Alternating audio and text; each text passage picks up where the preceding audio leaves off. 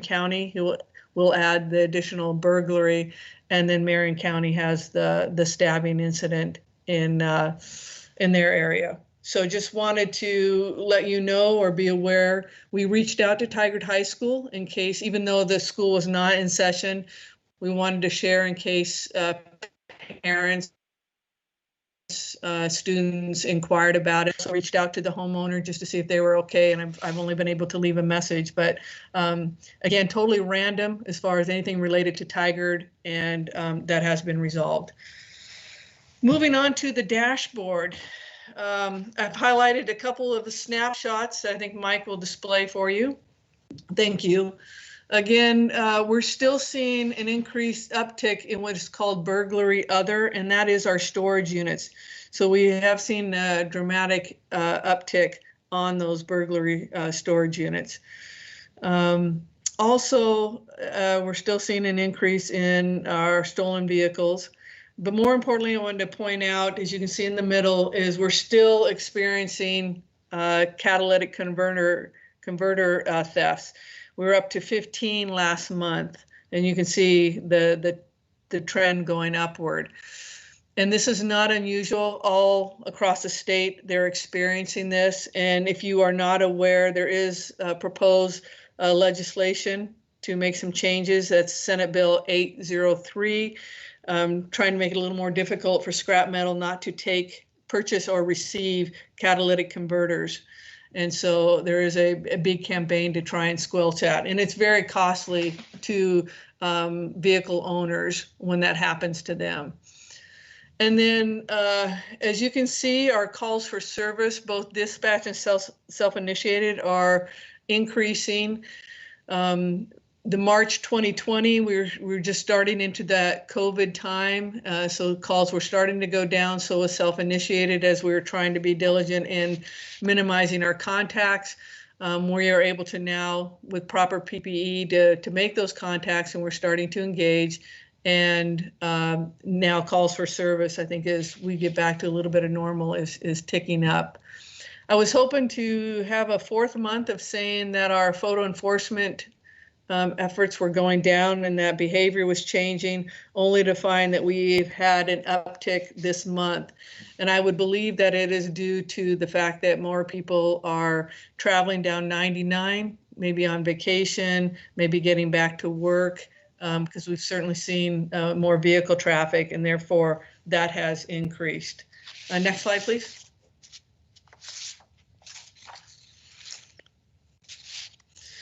And as we get closer to the levy, I always want to keep you updated on our efforts there. Again, this is March, so it shows that we've hired 9 out of our 8 for our sworn. But in fact, I can tell you that we have hired the 8th person who will start on May 3rd, and that is a lateral officer from Capitol Police. And so we will have 8 for 8.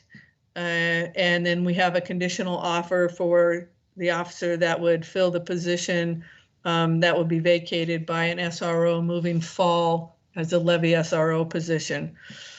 And we are in backgrounds for our non-sworn, first with property and evidence, and then we'll move to the records division. So it's moving quite nicely. And again, we will be tracking our district integrity, as we've told the voters that our goal is to have an officer in every district, which we have 5. And so we've been tracking this early on to show where we're at right now. And you can see, like on day shift, 58% of the time in the month, we did have 5 officers. Swing shift, a little bit better at 74%, and graveyards 35%. And we hope to see those numbers increase, especially we're focusing on July, when we hope to raise our minimum staffing up 1 and really start reporting our progress. The internal levy team will be meeting to look at how we want to communicate on the levy page to the community on that starting. We'll have that meeting this month. And that is my report out, and happy to answer any questions you may have. Thank you, Chief. Any members of the council have questions or comments for the chief? Councillor Newton. Yeah, thanks for that great report, Chief. I just wonder, often our great team, our police officers, have tips for our constituents based on things they're seeing. Anything we can suggest to folks with this increase in crime, robberies or burglaries on storage units? Are they seeing anything that, or is it just something that's just kind of prevalent right now? Do anybody have any thoughts on how we might help people avoid that? Well, on the storage facilities, and they can happen late at night if they're not, you know, frequent. And so just, we are working, the commercial crimes unit is working with the property owners on that to be a little more diligent. So we are communicating. We've done extensive outreach on the catalytic converters, suggestions on what to do. Unfortunately, any locks that can go on there with the tools that they use can be cut off just as quickly as they take the converter off. We've made some arrests, but as you know, those are just citations. There's no taking them to jail at this point in time. Portland did have an individual they arrested for the catalytic converter thefts, and he admitted to at least one that he conducted in Tigard. But again, they also as a cite and release. So with the property crimes, we're just seeing releasing them on citations is not a deterrent, and that is probably our biggest challenge. But yes, we are communicating with the business owners. Councillor Goodhouse. Yes, two questions. One, and maybe this might be wrong, but on the catalytic converters, I thought I saw something a while back that a solution was to do some kind of paint on them, or paint them in some bright orange paint that way it couldn't be used for scrap metal. Is that even a thing that exists or not? That rather than the lock, but they can paint it so it can't be used, and then also someone could see it bright under there and they wouldn't even try to steal it? That I have not heard, but you know, as far as if it alters the valuable metals that are inside is what they're after, and that's what the scrap metal people are doing. What they've offered before is to engrave them to an identifying number, and again, whether people have the tools to be able to engrave it or mark it, it's like many other things. Then if you go to, or if somebody's in possession, you will be able to identify it. But I had not heard about painting it orange at all. All right. And second question, I brought this up with the city manager on one-on-one, but I thought I'd just bring it up now since you're here. I've heard from some people, and especially even I go to Walgreens there on McDonald and 99, but late at night that there's a lot of high-speed cars that are going through the area, almost either people racing or just going through there at extreme speeds. So I don't know if that's something that can be taken note of or looked at or something, but it seems like whenever I go in there, the employees talk about how they hear just or see cars going through fast. I think even a month or two ago that one hit one of the bus stands or something, but or maybe someone going at high speed or something happened. But I just thought I'd bring that concern forward and see if that's something that at least can be addressed. But it's probably hard to address when this may be done at all kinds of hours or different times. Well, it's always good, and when you have people addressing that concern, if they want to go to the Tigard traffic app, we do monitor that. I will share with you that if you recall, it has been almost a year ago you approved through the photo enforcement funds to have a evening DUI traffic car. And finally, our staffing is getting to the point where we've selected an officer, and we hope to have him doing that starting in July. And that's definitely something he can focus, because he'll be focusing a lot around the 99 and those corridors. We have in the past had issues with the vacant lot on the cinema where street racers would gather and then you know, hit high speeds, and we've had to disperse them at times. And so it doesn't surprise me perhaps that they've moved to McDonald, but I'll definitely relay that to the graveyard officers. Thank you. I appreciate that. What's the, oh, sorry, go ahead.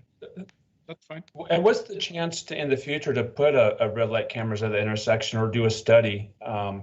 That one always just gets a lot of people running that light, and if you kind of get that big gap in there, I just wonder what the possibilities of looking at that in the future. Historically, we've looked at accidents, and I don't believe that was on our radar. I think it was maybe a 4th or 5th location, but I'll follow up and be able to report out on what the statistics are. I do remember we did look at McDonald Inquirer about it, and I think it was a little bit down off of the list. Councillor Shaw. Yeah, thank you, Mayor. I just wanted to commend Chief, you and your staff in communications. I know a number of folks in the community have said that they're being very careful about where they park their cars that have catalytic converters. And so the message has gone out, and just wanted to say thank you. I do appreciate that, and I will share that with our folks. Thank you.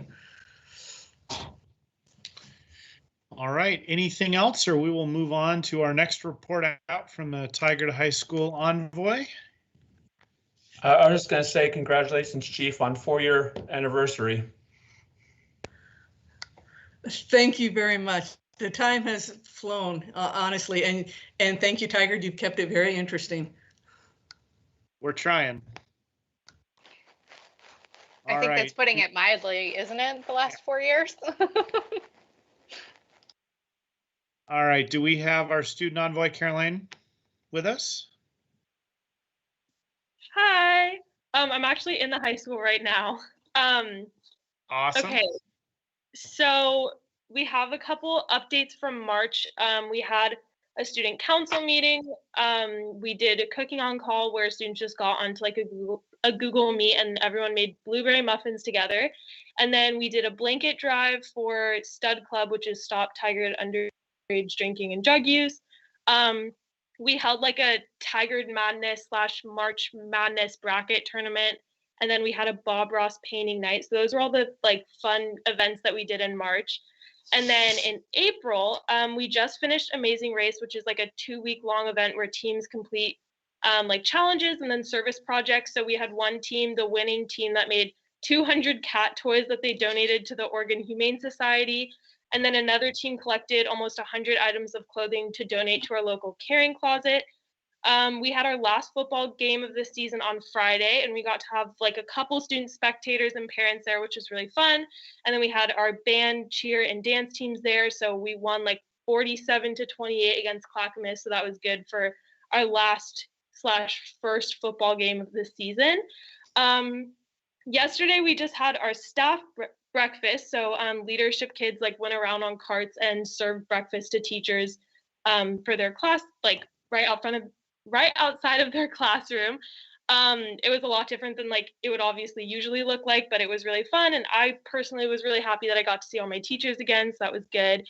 And then our Tigard Sparrow Club, we adopted our sparrow in like the 2nd week of March. Her name's Charlie, and we've been raising money for her through completing community service vouchers. And since the 2nd week of March, we've raised $1,500 so far. And then we have our leadership elections coming up. So our next ASB president and vice president will be selected like in early May. So possibly by the next time I'm here, there will be my replacement for the next year will be selected. So that's exciting. And then the last thing is that hybrid learning is starting next week on April 19th. And some of myself and a couple other leadership students have been coming kind of like in and out of the building. We're working on deco, and right now we're working on like making a big photo wall collage of pictures submitted by our students. So that's pretty much everything. Does anyone have any like questions about anything? There's so much going on. That's fabulous. Thank you. Council President Liu.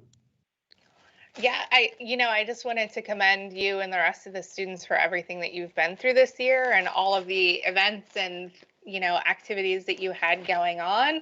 And also, next time you have a Bob Ross painting night, I'd totally like to come. I think that would be super fun. They have great activities. So just you've done an incredible job, and thank you for the updates. Thank you so much. All right, thank you. And I'm excited to see my high schooler go back to school hybrid soon. So I wish the whole school good luck with that, and the middle schools as well. So we look forward to seeing you and whoever you bring with us next month or the following month, and we'll get to meet them. Thank you so much. Thank you. All right, we'll move on to our report out from the Tigard Chamber of Commerce. Jessica, are you ready? I am. Good evening, Council. Jessica Love, Community and Membership Engagement for the Tigard Chamber of Commerce. Our Leadership Tigard class met today and learned about leading during crisis, change, and ambiguity. It's the first year that we've implemented this day for our leadership program, and it was very impactful and very relevant to our current times that we're living through. And then we have our Government Affairs and Public Policy Committee meeting coming up on April 15th. Our candidate endorsement committee is currently going through the interviewing process for the Tigard-Tualatin School District Board for possible endorsement, and we'll be making an announcement about that soon on if or who we choose to endorse. And then we are hosting the City Center Urban Renewal Plan Amendment panel discussion on Wednesday, April 28th at 12 p.m. with Mayor Snyder and some of the city staff. So we're looking forward to that. And then the Tigard Shining Stars Community Awards Gala is coming up on Friday, April 30th at 7 p.m. It's going to be streamed on the Tigard Chamber Facebook page and YouTube channel. And then we are currently accepting reservations for dinner and VIP boxes. It's going to look fairly similar to what it did in October. And be on the lookout on our social media because we are going to start announcing soon all of our awardees and scholarship recipients. And then save the date for Tigard Restaurant Month. It's a brand new program that we're implementing, and that is going to be June of 2021. And we'll be releasing more information soon as we get those finalized. So, and then Good Morning Tigard is every Thursday at 7:45. Check our calendar for more information. And then for the farmers market, we are like 3 weeks out from opening day. We're scheduled to open on May 2nd from 9 a.m. to 1:30 p.m. on Tigard Street and Rotary Plaza. We are implementing tons of safety guidelines to make sure that we keep our community, our staff, and our vendors safe. And so what we're asking is the community to remember to wear their masks, to limit the number of people that come to the market with them, and then also make sure that they're not touching anything that they're not going to purchase. And then for the Tigard Downtown Alliance, we want to thank all the community members and the business community that participated in the Ticket to Tigard program. We also want to thank the 300+ community members that helped come and paint the Build Our New Tomorrow community mural. That looks amazing on Main Street Stamp and Stationery. And we just appreciate everyone that was involved in that piece. And then if you want to see a time-lapse video of the installation, it is available on the Explore Downtown Tigard Facebook page.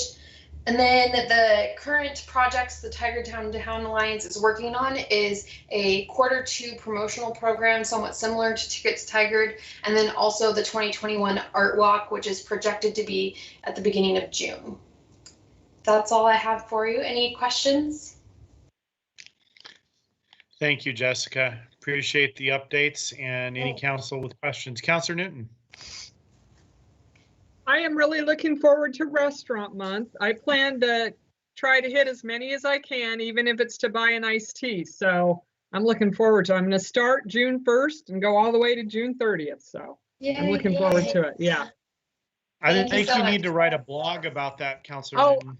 yeah, I'm gonna, maybe I'll reactivate my Twitter account. Take pictures. Anyway, I'm looking forward to it. Yay, thank you so much. Councilor Shaw? I was just going to mention, I'm going to follow Councilor Newton around. So wherever she goes, I'll go too for the solid month. Perfect. Awesome. Yeah, we're super excited about it. The restaurant seems super excited about it. So now we just need to get the community excited about it. So thank you. Thank you very much and good to see you. Yeah.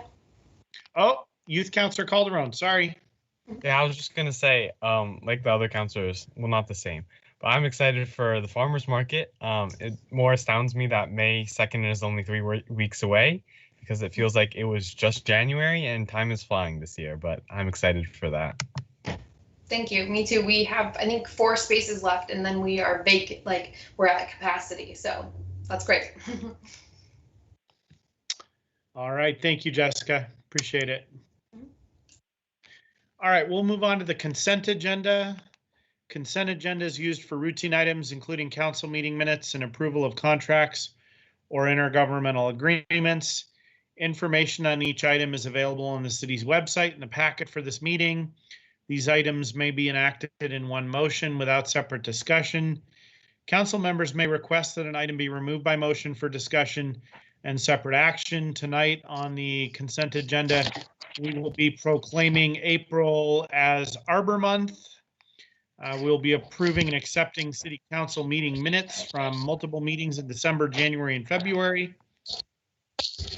And local contract review board will be taking action to approve a contract amendment for the Cook Park artificial turf infield installation. Is there a motion on the consent agenda? I move to approve the consent agenda as presented. I'll second that. Okay, it's been moved and seconded. City Recorder, please conduct a roll call vote. Council President Lube, Yes. Councilor Shaw, Yes. Mayor Snyder, Yes. Councilor Goodhouse, Yes. Councilor Newton. Yes. All right, consent agenda is adopted unanimously. Thank you. And the next item is to proclaim April 18th to 24th, 2021 as Crime Victims' Rights Week. Chief McAlpine, you're going to introduce and present this item?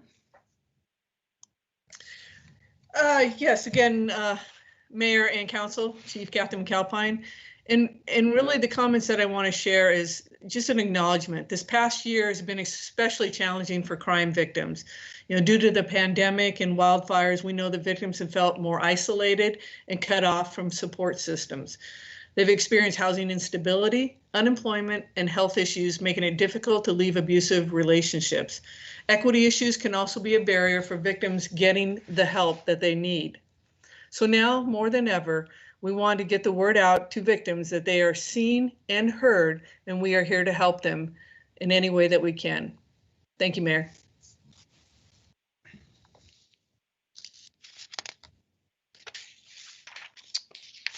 All right, Council, is there a motion?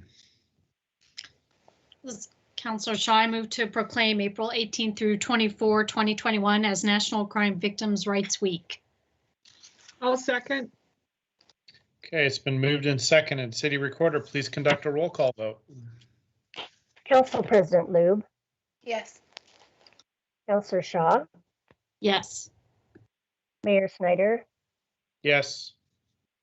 Councilor Goodhouse, Yes. Councilor Newton. Yes. All right, the motion's adopted unanimously. We proclaim April 18th to 24th, 2021 as National Crime Victims' Rights Week. Thank you, Chief. The next item on the agenda is to receive an update on the state of the district from Tualatin Valley Fire and Rescue. Chief Weiss, are you on the line? I am. Thank you, Mayor Snyder and councilors. I believe I'm going to share, and I can do that right now. Let's see if it works. And loading.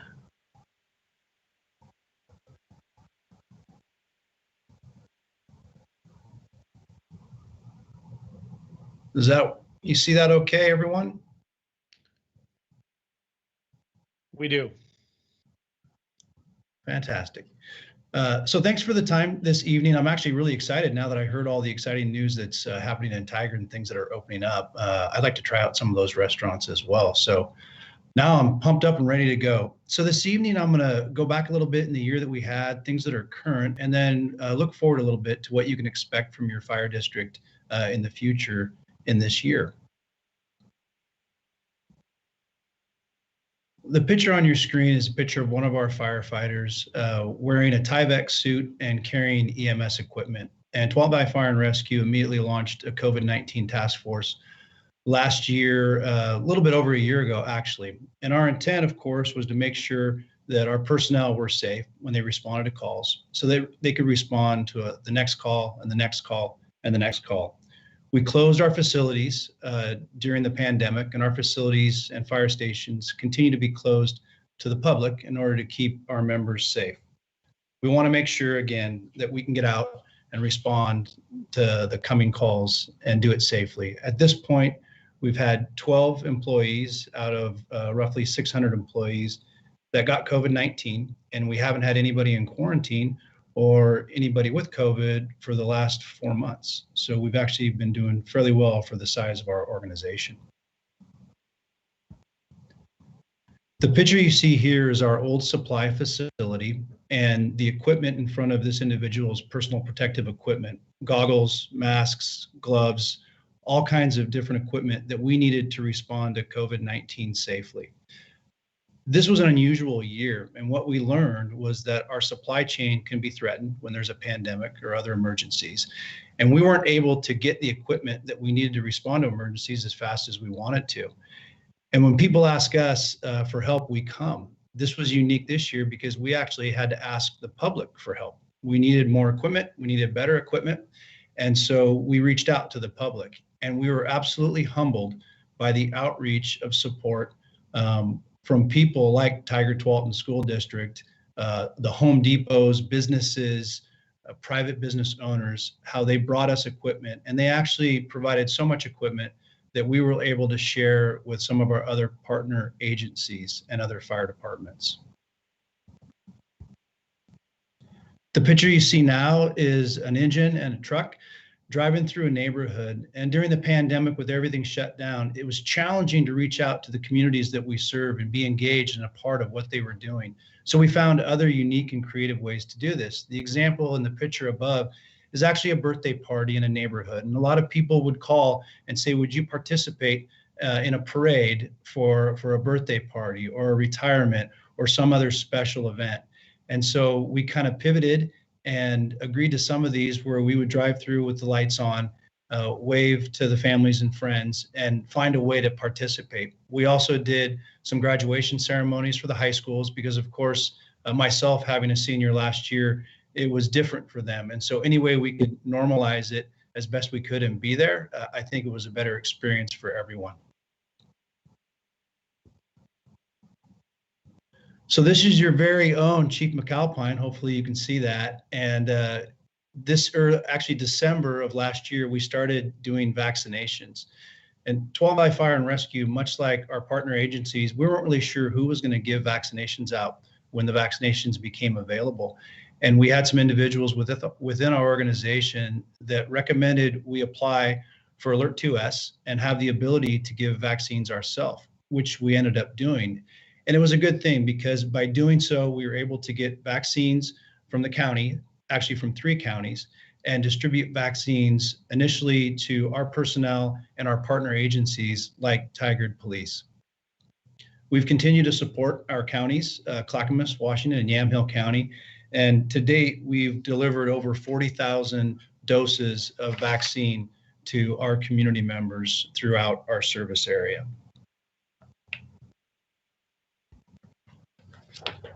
So last year during wildfire season, it became very apparent that things had changed. Normally, we respond to wildfires across the state. We have trained individuals that volunteer to be a part of our wildland force. They go across the state and they go into California and other areas. This year was unique because we had the largest wildfire we have had in the district's history. It was over 800 acres out in Chehalem Mountain Bald Peak area. It taxed the organization and the personnel and presented us with something that we had not seen before. I think with some hard work, some aggressive firefighting, some luck, and some topography changes, we were able to save all the homes and animals on Chehalem Mountain. Although a lot of people were dispersed and had to evacuate, eventually they were all able to get home safely. So we appreciate the work, and we're going to continue to work hard to train, hopefully before the true wildfire season starts, to get more people trained up. We have the equipment, we have the apparatus, but more training is always a good thing when faced with a new challenge.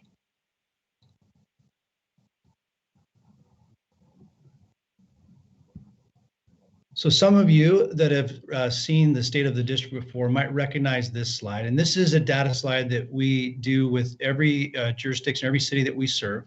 And you'll notice that there was 5,888 calls for service in the Tigard area, which there was actually a drop from 2019 where there were 6,003 calls for service. You'll notice the makeup is the same as it is everywhere. Typically, it's EMS calls, less fires. But for the city of Tigard, the dispersion is pretty much every day of the week equally. And I think much like calls for service for law enforcement, fire calls were down, we believe, because people stayed home. There was less cars on the road, and there were some that didn't call 911 because they were afraid of the pandemic and of COVID-19. So now, as we move into 2021, call volume is ticking up, and we're getting back to where we have the normal calls for service that we've had in previous years.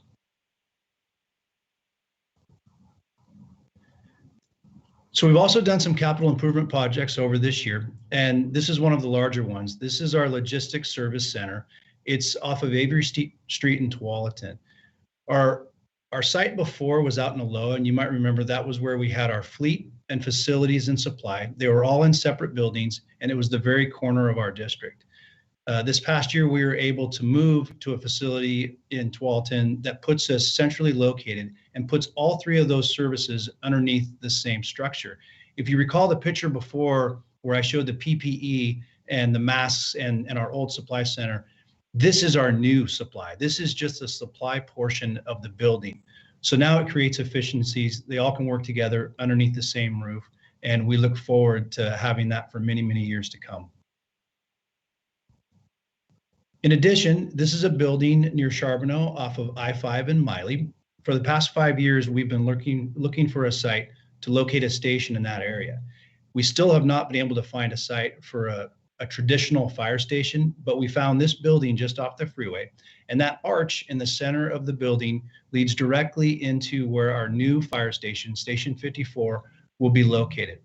They're finishing up the remodel to make it more like a fire station and be more open to all of our personnel.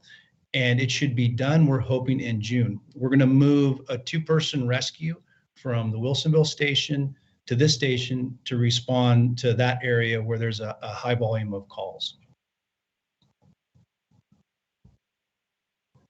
One of the things that we look forward to, and we've been doing for the past 12 years, is firefighter paramedic recruitment. We're currently recruiting for our next firefighter academy and our paramedic academy.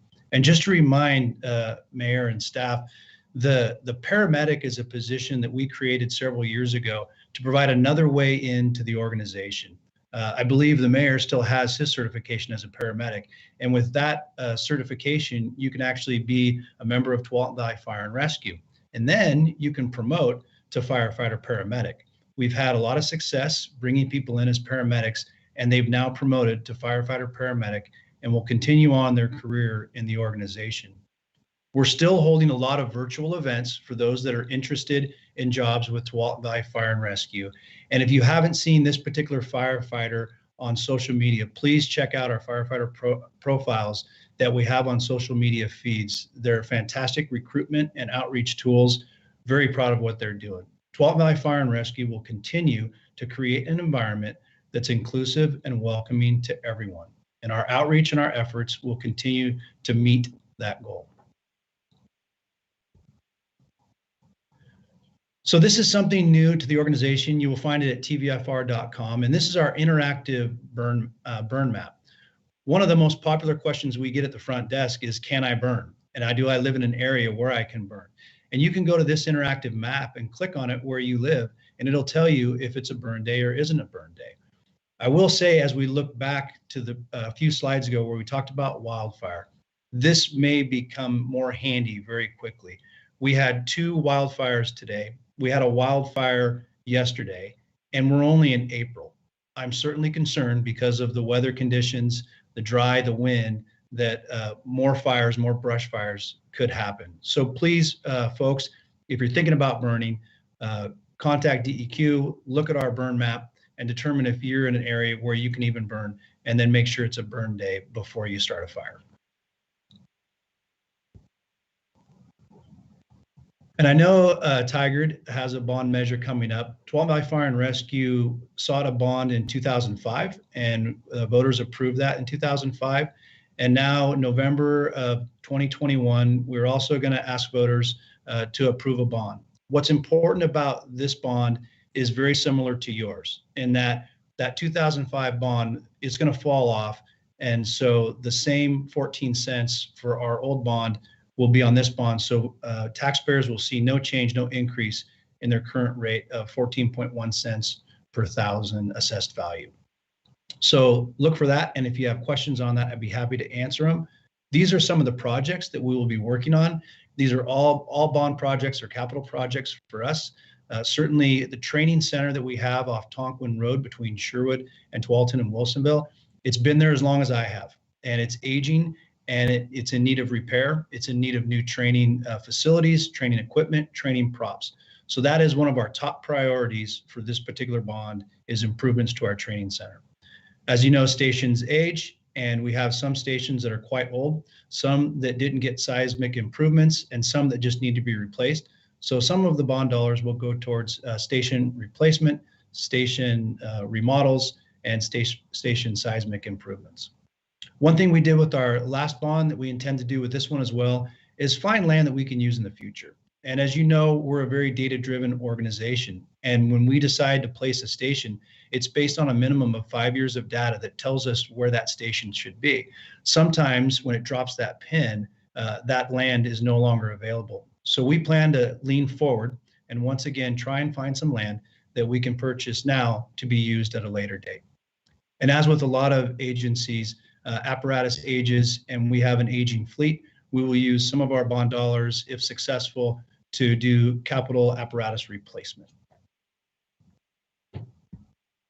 And with that, I would be happy to answer any questions that the mayor or the council might have this evening. And Thanks, I'll try to Chief. I'll ask a couple quick questions. First of all, I couldn't tell, are you wanting me to apply for a paramedic position? I couldn't quite tell. You don't have to answer that, but kind of made me laugh there, trying to sell it to all the paramedics in the audience. I do have a serious question. On one of the slides where you had all the metrics, I'm just curious what you're using or what the district is using as the definition of critical patients. Is that just a measure of like whether they were transported code 3, or is there some other more specific clinical measure that you're using to designate that? Yes, and I was recruiting you just to answer that question for everybody to hear. But you know, Chief Kennedy can answer this question way better than I, but what I believe it's referring to is cardiac arrest, STEMI, stroke. Those are the main ones that we call the critical, and that's the ones we really want to track. Okay. Interesting. I've never seen that metric reported out quite like that. And if you guys did that in the past, I certainly don't remember it, but I appreciate you clarifying that. Or Chief Kennedy, did you want to clarify it further? Is that accurate? It's STEMI, stroke, and cardiac arrest? That's correct, Mr. Mayor, Paramedic Snyder, that we do keep it pretty strict with our boundaries. It is cardiac arrest, strokes, certain respiratory patients. And so we do have a strict criteria to what goes into that, and we can certainly furnish that with you. I was just curious. I mean, it's an interesting metric to see of the medical calls, you know, how many were of that nature. It, you know, looks like about maybe 1 in 5, 1 in 6 patients. So I was just curious. All right, Councillor Newton, you've got a question or a comment? Yeah, just really quick. I think the burn map is a great resource. I've noticed after that February ice storm we had, when I'm out driving in the more rural parts of the county, there's a lot of burning going on. People lost trees and, you know, so I've just noticed a lot more burning. And then the other question I had, there were a lot of fires. I mean, we just had a horrible year. And I know, remember, I got positive feedback from friends that how you responded to the fire that you had out on Chehalem Mountain. But did you have as many members of our crews go to other places this year? Southern Oregon, California? I mean, was that fairly typical year, or did the crews stay here more? because of the kind of a season we had. I'm just curious, and those are my questions. Thanks. Yeah, and a great question. Thank you for that. The fact is, we were down a little bit in terms of how much we went out of state. And then it was a lot to do with timing, quite frankly. So we never had an issue as it related to our staffing locally. We still had resources that were available to go out elsewhere. But because of the way they fell, the only one we couldn't get to was when Clackamas really needed some help. We were also engaged, and everybody in Western Washington County was engaged with the Hague Lake fire. And so that was a challenge. But then there was an opportunity for California in Mendocino. So I guess to answer your question is, it didn't become an issue. It wasn't as much, and mostly it was because of timing, not necessarily not the ability to do so. And I wanted to go back to the mayor's comment on the critical calls, because that was something that I did forget. Is we do a lot of studies at Tualatin Valley Fire and Rescue. We partner with some of the hospitals regionally and nationally, and STEMIs and cardiac arrest is something that we have absolutely focused on over at least the past 5 years. Now we're able to use more of the information we have for these metrics. So it is absolutely critical for us, and so we track it closely. Chief, I'm realizing we're using lingo here. So just for the public who's wondering what a STEMI is, that's it's basically a serious heart attack is the way I would describe it. So it's someone that's having death of their heart tissue, and that just refers to a very specific description of it. Yeah, Counselor and then Shaw. Sorry, Chief. That's okay. And we have a protocol in place where we have to get the information transmitted to the hospitals as quick as we can if it is a STEMI type event. So yeah, there's a lot that goes into that. Sorry about the lingo.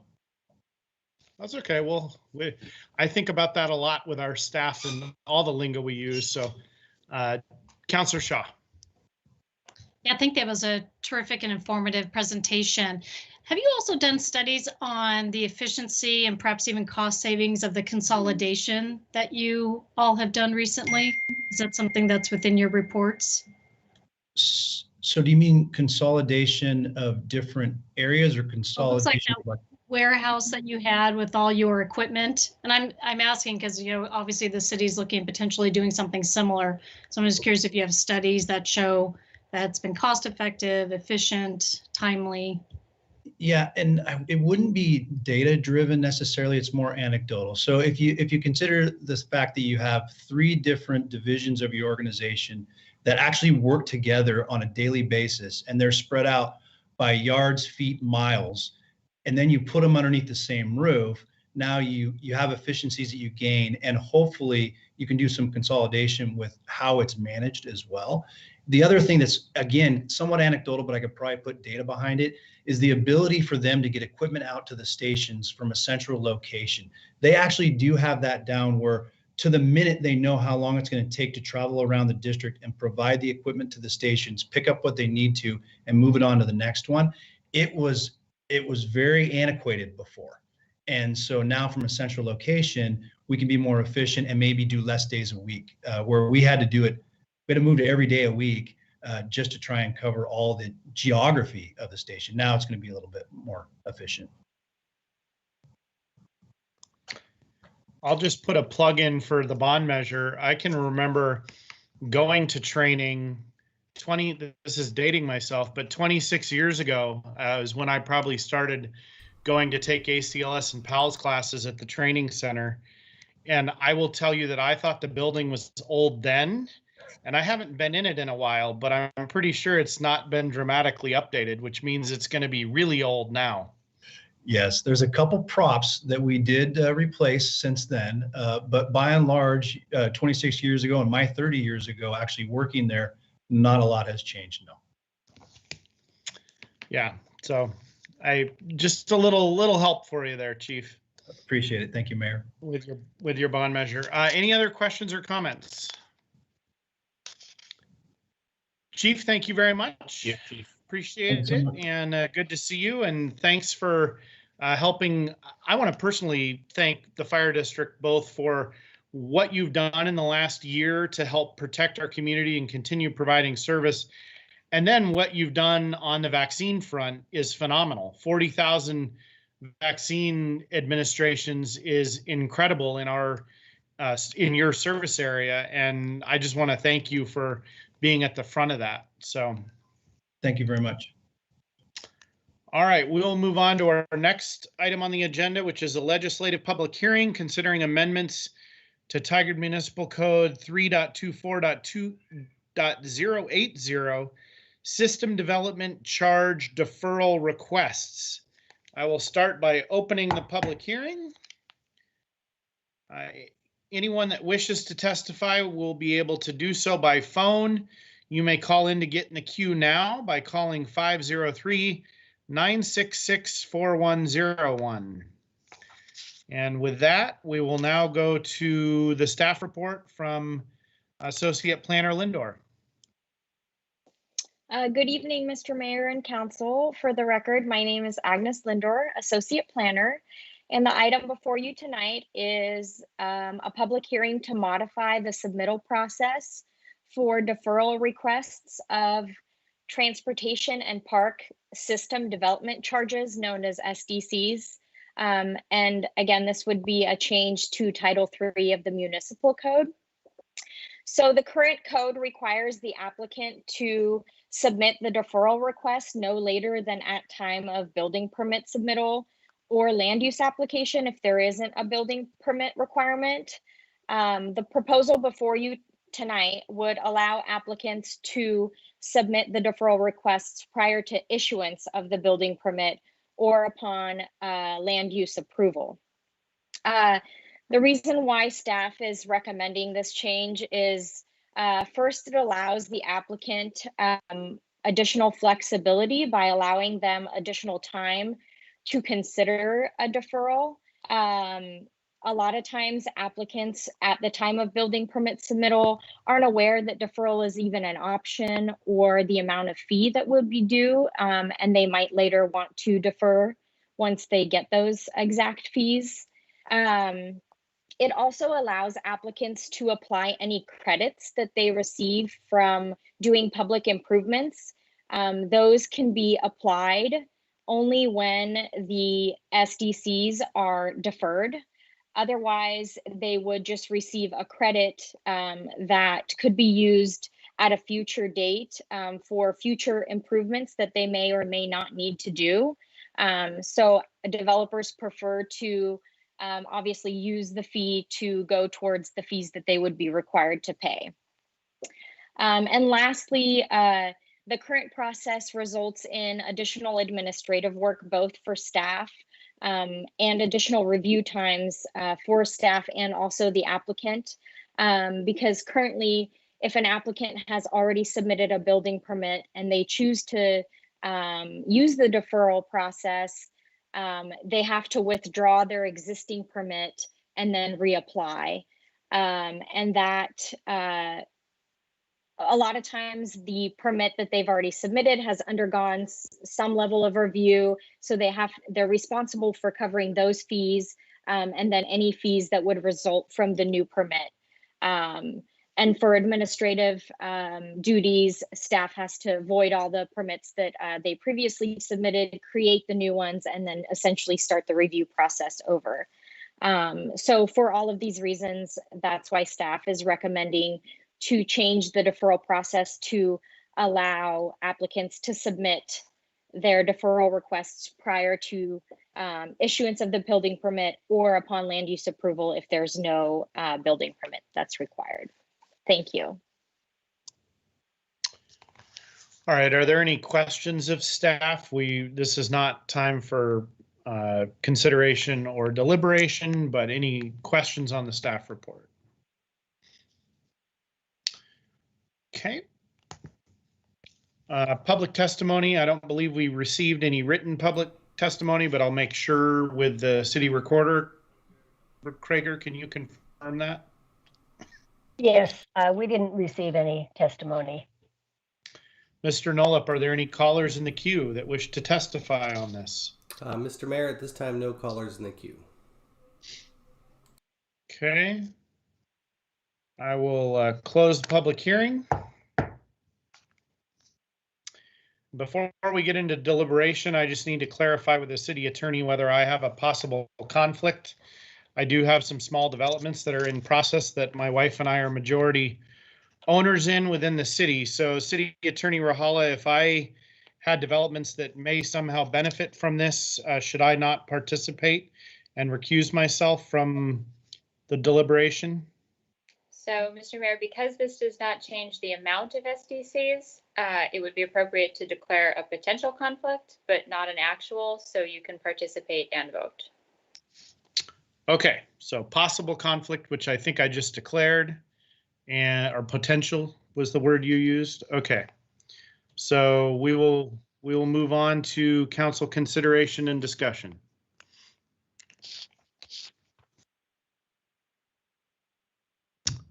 Who would like to start? Or a motion? If not going to be any. I move to approve ordinance number 21-09. I'll second the motion. All right, it's been moved and seconded. Is there any further discussion? I will just say I think this is common sense.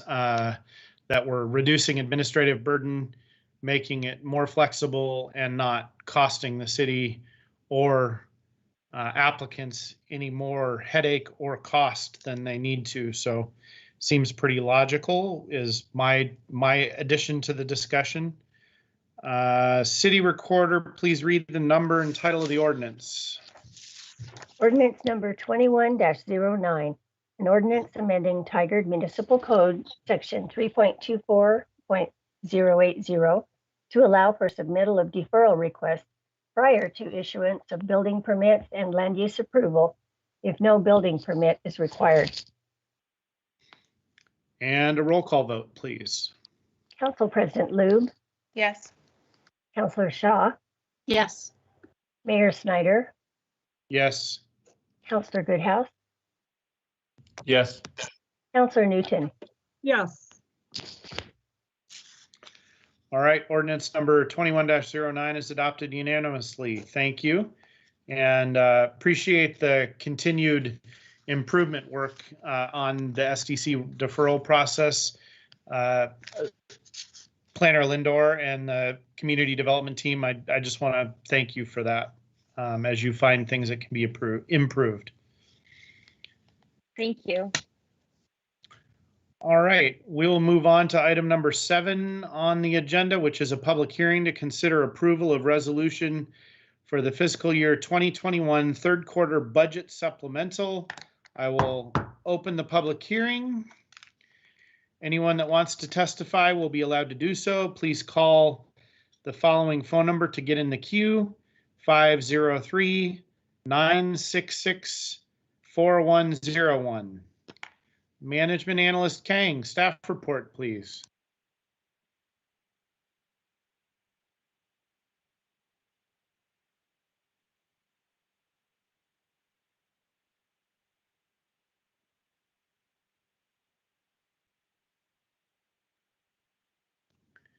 Mr. Kang, if you're speaking, we are not hearing you. I'm sorry. Thank you. Good evening, Mr. Mayor and councilors. My name is Steve Kang, Senior Management Analyst from Finance and Information Services. Tonight, I'm here to present the fiscal year 2021 third quarter budget supplemental.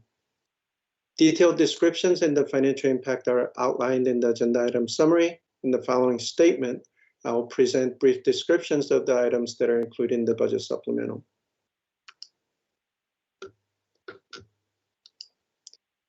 City management. One request from the city management, and it is requesting to fund facilitation services for Public Safety Advisory Board. The board meets every 2 weeks to review Tigard's public safety practices and form recommendations to the city council for improvements.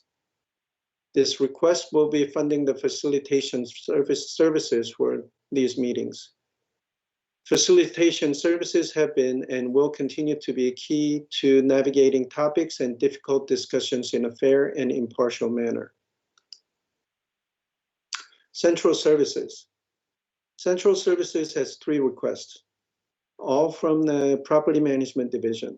First item is requesting to increase appropriations for COVID-19 related expenditures. Second request is to fund the extension of the DLR group contract to provide and perform the next phase of the city facilities consolidation project feasibility. The DLR group contract extension was approved by the City Council on February 9th, 2021. The last request is the Zipley property appraisal and environment side of assessment. This will provide funding to perform a property value appraisal in phase 1 and phase 2 environmental site assessment as needed for the approximate 3-acre southern part of the Zipley-owned property. Finance and Information Services. In December 2020, Washington County allocated roughly $100,000 in mental health and community psyche funds to the City of Tigard with the goal of building public mental health and community psyche during the pandemic. These funds were used for building community activities, reimagining seasonal celebrations, increasing access to technology, and community RPs. Public Works. Public Works Administration is requesting additional personnel services appropriations. This request is due to the response to the COVID-19 pandemic, which has caused significant constraints in the division personnel services budget. Capital Improvement Plan. Capital Improvement Plan has 3 requests. First one is the Cook Park softball, baseball infields. The project is requesting for additional appropriations for the increasing manufacturing cost of product and materials, and increase in the subgrade work and the cement amounts. Second request is the Red Rock Creek Trail Implementation Plan. The project will be moving forward as planned. However, in January 2021, Metro determined funding source would remain federal dollars to be managed by ODOT. Thus, this request will reduce the CIP budget by the amount managed by the ODOT. MISTIP funding will be still run through City of Tigard. Last request is the Public Works field staff work area and break room. This additional request will help the city remodel the front area to accommodate the recreation staff moving over from Fano Creek House, staff for engineering staff, create an ADA height compliant transaction counter with the pass-through tray and sliding glass window like the current court setup, and improve the lunchroom for crew staff. Police Department. The first request is the overtime expenses and revenue reimbursement related to annual traffic safety grants administered through ODOT. The enforcements include DUII, high visibility enforcement, safety belt enforcement blitzes, pedestrian safety enforcement, distracted driving enforcement, and speed enforcement. All grants are federal funds and reimburse the city officers' overtime expenses. The next request is a body cam and dash cam expansion and taser upgrade project. For this request, we have representatives from Police Department who will present some overview of this project. With that, I'll hand it over the presentation to Chief McAlpine. Chief? Thank you, Steve. And again, Mayor and Council, Chief Kathy McAlpine. I have with me tonight also Traffic Sergeant Lee Erickson, who do the majority of the presentation, as well as business analyst Lisa Shaw. The one thing I would want to say that's very important is Sergeant Erickson is our department expert, and he just recently obtained the Advanced Force Science Specialist certification, which was an 18-week course, over 300 hours. So he's extensively looked at force response, tools of the trade, and I think you will find him very knowledgeable in this presentation. So with that, I will turn it over to Lee. Thank you, Chief. Good evening, Mayor and Councils. For the record, Sergeant Lee Erickson with the Tigard Police Department. If we can advance to the next slide, we'll get started with the information. So to note to start out, this is nothing new for us. All of the things that we're considering updating or expanding on are items that we've had that we've been using for years.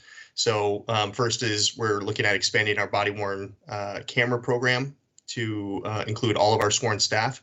We're looking at upgrading our conducted electrical weapons from the TASER X2 to the next generation.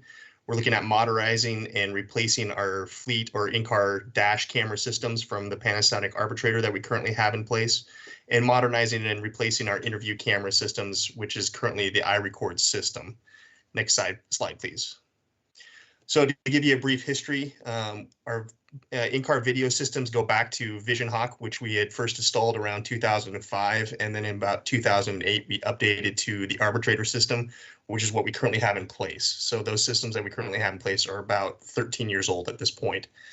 We've been using body-worn cameras since about 2008. It started with our motors, with a body-worn camera, and then it moved to a point-of-view camera with the Axon Flex 2 and Flex 1 systems. And then we expanded that to include our school resource officers, our K-9, and our community services officers over the last 5 years. Our TASER CEWs, the conducted electrical weapons, we've had since around 2003. We started with the M26s. We've moved on to the X26s around 2010. And currently we're carrying the X2s since 2015. And we're looking at upgrading those to the TASER 7 systems. Individual cameras. All of our officers are currently issued iPhones that have the Axon Capture app on them, and that's how we take our digital photos. In the past, we've had digital cameras, and even going back to 35mm cameras that we've used over the years, but currently we're using digital cameras integrated with the iPhones and this application that allows us to take digital photos in the field. The interview room has the iRecord system. It's been in place since around 2015. There's certain requirements under law for us to record video interviews of individuals with regard to cases that are mandatory minimum sentencing or involve juveniles. And then we also have digital evidence storage. It's infrastructure that's maintained by the city's information technology department. And the videos and everything that are contained on those are most of the time distributed via CDs or DVD discs to those who need to see the information that's contained in those files. We'd like to move that to a more robust cloud-based solution for storing that evidence. Next slide, please. So in our current state, we have 9 officers who are wearing body-worn cameras. And as I said before, it's primarily members of our traffic team. It's our K-9 officers, it's our school resource officers, it's our community service officers, as well as a few other officers who have been trained to test out on these systems. And with those, we have the ability to upload all of that information to the cloud for storage and safekeeping. We've had our in-car video systems for a number of years now. Currently, we have one of the Axon Fleet 2 systems installed in one of our vehicles, and we have about 30 Panasonic Arbitrator systems installed. And as I said before, those systems are about 13 years old at this point. The Arbitrator portable microphones are unreliable and are failing to the point that we are no longer able to guarantee their use. And we cannot get any more replacements from the manufacturer because they're just not making them or supporting them anymore. As I said before, we are currently carrying the TASER X2s, and we've been participating in what's called the Technology Assurance Program for the last 5 years to continue to support those, but that is now coming to an end. And then Axon Capture and Citizen. As I mentioned before, we have the Axon Capture app on our iPhones used to take photos in the field or audio recordings if we need them. We use Axon Citizen, and we just started testing this. It was a free offer from the company during the pandemic for us to be able to use this, but it allows us to, Axon Citizen allows us to collect and triage digital evidence directly from community members and avoids the circumstance where we may have to take a picture of a picture or something like that to collect digital evidence from a community member. Next slide, please. The national narrative and some of the other considerations as we're going through this. There's been an emphasis on the use of body-worn cameras at all levels, expectation from the public to use them. And we also heard locally from community members that in the wake of what happened in the last spring, for us to have these cameras and to use them. So there's a lot of support from them out there. The electronic evidence, there's the expectation that those things are, that we're collecting the electronic evidence and we're maintaining it appropriately. from our district attorney's offices, from media and with regard to public transparency. It's important for us to have video evidence for trials and to provide transparency to the community. Redaction and privacy concerns and policies. It's important for us to consider that video is used appropriately and privacy is safeguarded to the extent possible. Redactions can take time, but solutions under consideration allow us to automate some of that process and streamline it. Interview room requirements. There's some state laws that require us, like I said before, in certain situations to audio and video record interviews, particularly when it comes to mandatory minimum sentencing felony crimes and cases involving juveniles when we're conducting an interview at the police station. And then this is also about dependability, clarity, and stability of images. New technology makes for clearer records and systems that are more reliable. Consider how many of us still have phones that are more than 2 years old that we're using, and we're relying on camera systems to collect evidence for transparency and for criminal cases that is older than that. Next slide, please. I'm sorry, one more point on that last slide. We consider these systems to provide corroborating evidence. So the benefits of systems like body-worn cameras are that they provide evidence that enhance the record as a piece of the puzzle. The cameras can record with greater clarity and resolution, detail, and in low light conditions better than the human eye can. So it's a piece of the puzzle for us, but it's not the whole story. Next slide, please. So from an information technology standpoint, some of the main advantages here is the cloud-based solution for storage. Currently, we have about 7 terabytes of digital data that we've been managing on servers within the city's infrastructure. And we would have the ability to take that information and apply it to the cloud storage that we're looking at purchasing. The Axon Citizen program that I talked about before, it's very simple for us to create a link that we can share with the community member so that they can directly upload their digital evidence to the cloud, where it can be triaged by the investigators and then maintained by our property and evidence technicians. This reduces staff resources, both in the information technology department and in the police department. Having cloud-based storage, the solution, it lessens the burdens on our resources internally. External vendor support. There's less infrastructure on site for IT to maintain, as well as any problems that come along with new equipment is going to be fixed by the vendor. The photographic solutions built in with the app, like we've already been using, and we can continue to use that in the future. It's also available for most any kind of platform for a mobile device. It could be on an iPhone or it could be on an Android, depending on what we apply in the future for mobile phones. All these systems are secure CJIS compliance, so any of the criminal justice information that is stored in these servers, it's already been vetted and it meets the requirements to make sure all that stuff is safe. And then privacy redactions there, the automatic redactions to help safeguard privacy where needed. And there's instant accessibility so that when we need that information, we can access it. And to the extent that the body-worn cameras that we're considering have the ability to be live streamed by supervisors, if there's an incident in the field where an officer is not answering the radio and there's concern about what happened, if that camera is already recording, a supervisor can start to remote view it and find the GPS location of where that camera is at. Next slide, please. So for our fleet or in-car video solutions, we wanted to field test the Axon system, which is known as Fleet 2, as a pilot program. So about 6 months ago, when we were setting up a new vehicle, we installed the system into that vehicle, and we've been using it for the last 6 months. And so far, the feedback from everybody who's used it highlights the ease of use with it. It does have a simplified use. The cameras interface with mobile computers for control, video review, and uploading of the files in the field to the cloud, so we don't have to come back to the station to upload the video files. They can also be turned off or on manually at the camera itself in case we don't have access to our computers.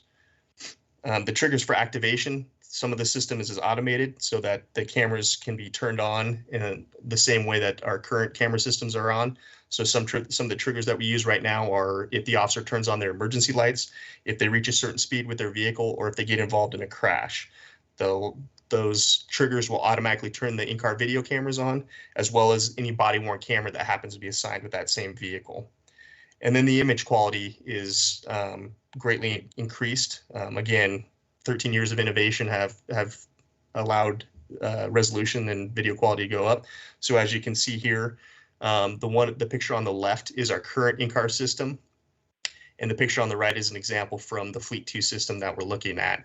They're both taken around the same time of day, within about 4 days of each other, and they're both showing the patrol vehicle in motion, so you can see how much clearer one image is versus the other. Next slide, please. The other reason why we're also considering in-car video, in addition to the body-worn cameras, and not just body-worn cameras, is because of things like this. This is a typical example of a picture that you'd see once the cameras are activated in the vehicle. Doesn't really help us for anything. And as we've seen over the years with our municipal court, we've been able to show violations on occasion from the in-car video systems that help in prosecution of those trials. So we want to continue to have that capability, as well as adding the body-worn camera solution to those kinds of problems. The new cameras also have a smaller profile. You can kind of see it in the upper right-hand corner of this image. They take up less of the windscreen so that there's more visibility out the front of the vehicle for the officers, and it's a little bit safer for us to have them in there. Next slide, please. So the body-worn camera that we're looking at is the Axon Body 3. It's been field tested as a loaner that we've had from the manufacturer for the last several months, and so far we've found that they are just as easy to use as the body-worn cameras that we have deployed with some of our officers already. They've added better features to them. There's video and audio cues of activation. Officers are alerted when the camera is turned on and reminded occasionally about every 2 minutes while it's recording, with video, audio, and haptic cues, so that they still know that it's recording. We have other agencies around us that are currently using Axon body cameras. Beaverton, Hillsborough, and Sherwood are those agencies. We have a request and a recommendation from the Washington County District Attorney's Office that we find a consistent platform across the county to make it easier for the use of the body-worn camera videos in trials. Remote triggers on calls. The body-worn cameras that we're looking at have different systems that they can integrate within, so that if an officer draws their handgun from their holster, or if they activate their taser prior to deploying it, the cameras are automatically turned on for them. So that takes some of the burden off of them. They can focus on the critical incident that's in front of them, and they don't have to worry about whether or not their camera activated. It takes care of it for them. Multiple viewpoints. When there's more than one body camera on a scene and recording at the same time, the system will collate all of those videos together so that we have a multiple viewpoint of all the cameras synced up on the back end as we review it through the cloud. And then simplified use. Most of the operations for these cameras are conducted with only 1 or 2 buttons. Again, making it easier for the officers to turn them on or do what they need to do without having to focus on it or think through multiple steps, and they can focus on the situation that's in front of them. Next slide, please. The iPhone Axon capture system, like I talked about before, this is how we are currently taking digital photos in the field. It also allows us to do audio recordings if we need to. It can also be used as an ad hoc video and audio system to collect that kind of evidence in the field if need to. If a body-worn camera is unavailable, these can collect some video or audio, similar to a situation where a detective might be interviewing someone in the field and the body-worn camera wasn't obtained in time to be able to do that. All of the system, the Axon capture system on the iPhones, has replaced all of our other investigatory cameras. We used to give officers digital cameras to use on an individual basis, but now that we have the phones and the cameras app in the phone, we're able to use this.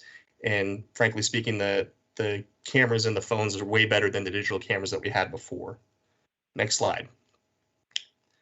Axon Citizen, like I said before, it's a solution to collect directly from a community member any kind of digital evidence or electronic evidence that they may have for a case.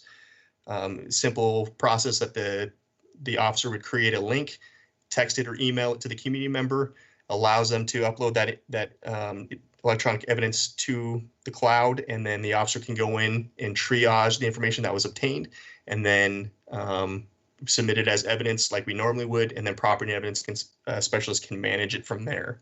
So it kind of shortens the chain, takes out that need to, sometimes we've had cases where we've had to take a picture of a picture with our phones and upload that as evidence versus just getting it directly from the whatever we were looking at before. Next slide, please. So the TASER 7s, the conducted electrical weapons that we're looking at, this is the next generation of conducted electrical weapons.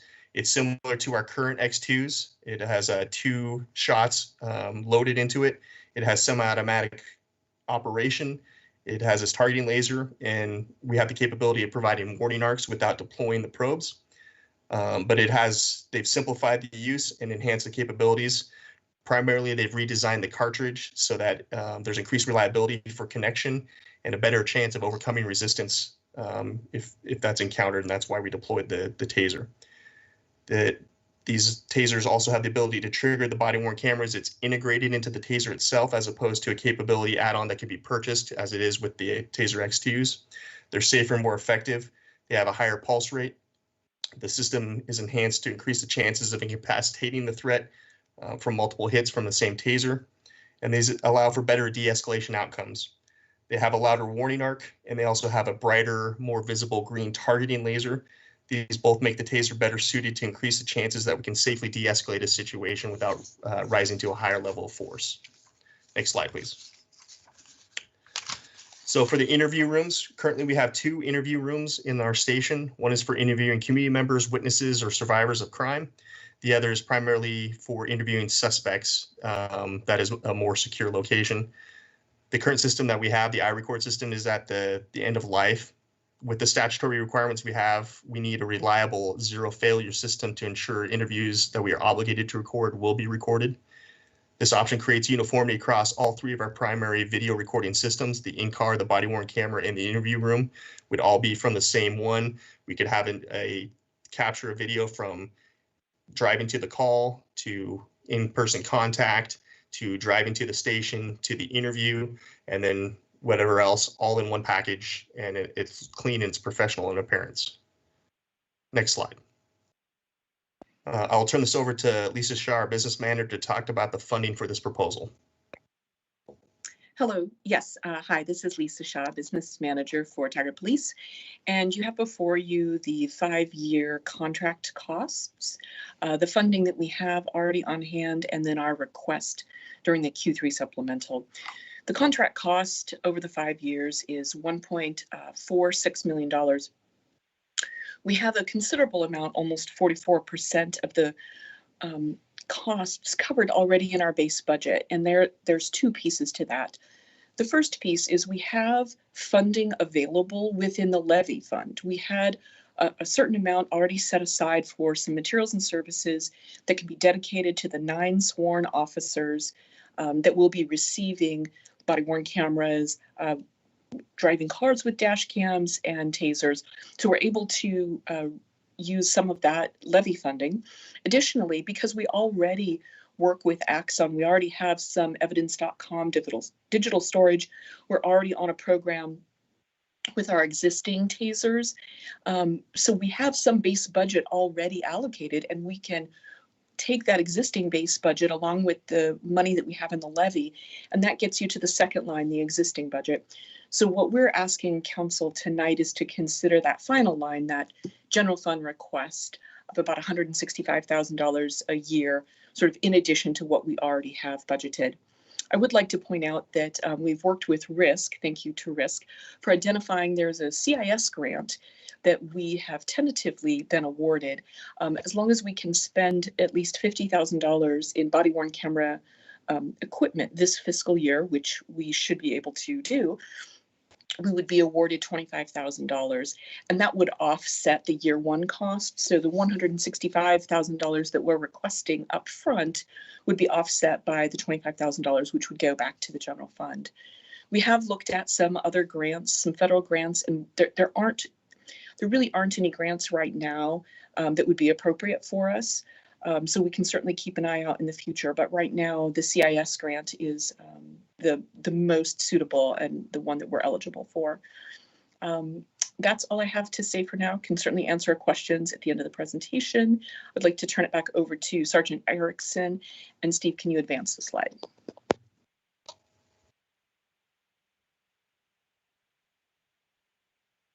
Thank you, Lisa. I'm not seeing the presentation, so I'm not sure if we've advanced to the next slide or not. But in conclusion, Axon is uniquely poised to provide a solution like this for an agency like us, and a solution that's integrated across multiple systems and provides for a level of automaticity that allows officers to focus their attention on other things at critical times. Coming with this is the Technology Assurance Program, where all of these items are the incorporated programmed equipment, or there's programmed equipment replacement timelines built into this, as well as on-site spares if an equipment or a device should fail, and cost-free repairs anytime we do have the need to repair any of the devices that we're purchasing. IT does support the solution. It fits the national narrative by enhancing transparency and accountability while safeguarding privacy concerns. It follows the District Attorney's Office recommendation for one system that is also being used by other agencies in the county. And the idea of the body-worn camera expansion received a unanimous endorsement from the Public Safety Advisory Board on March 22nd. Next slide, please. I'll turn it over to Chief McAlpine for any final thoughts before we hand it off to Finance to conclude the presentation. Thank you for your time. Thank you, Sergeant Erickson and Lisa. Again, in closing, I know this is a lot of information, but one, it's a big ask. And two, I think it is extremely important in this day and age of policing. As noted, the transparency and accountability to our community is paramount. And by enhancing our program and upgrading the technology, I think is critical. I want to commend our city manager. As I was preparing to make this budget request in the next fiscal year, he too saw the urgency that we needed and supported us asking for a Q3 supplemental increase rather than waiting to the next budget cycle. And so the other thing that's worth noting is, again, when we had a riot situation here in Tigard, we had to quickly scramble to borrow body-worn cameras from our partner agencies. And that really isn't acceptable in this day and age as well.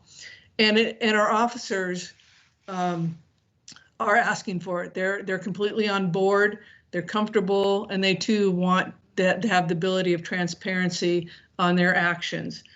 So again, we're here to answer any questions. We know there's a lot of technical.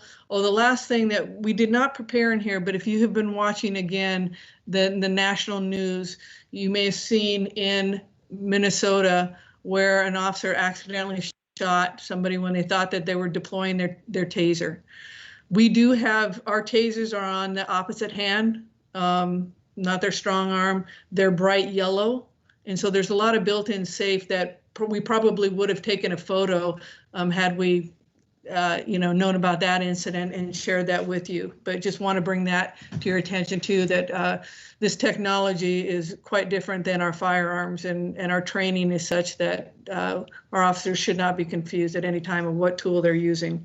So with that, again, I'd be happy to answer any questions. All right.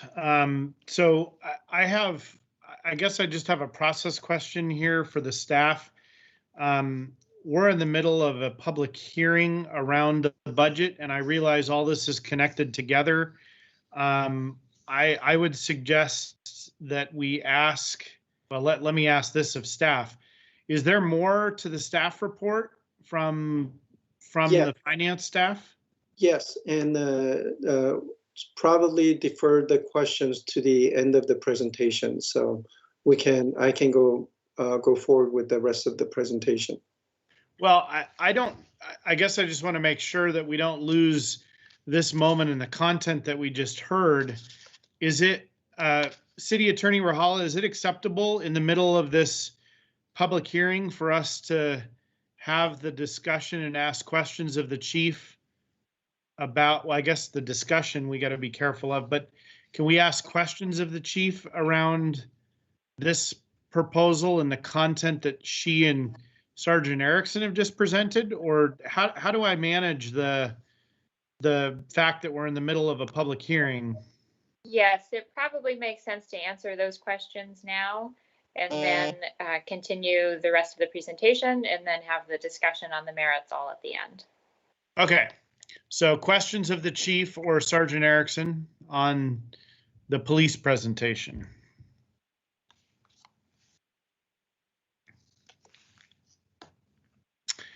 It's pretty thorough, and I know that it's in line with, discussions the council and budget committee have had in the last year, and consistent with the Public Safety Advisory Board recommendation. So if the council doesn't have a bunch of questions, I'm comfortable with that, but I just want to make sure, this is a relatively significant financial investment, but there will also be time for that in the discussion. So any questions? Final opportunity of counselors?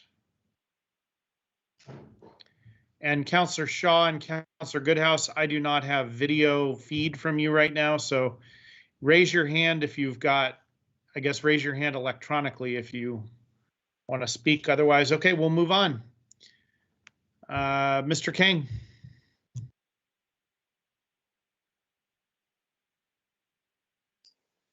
Yes.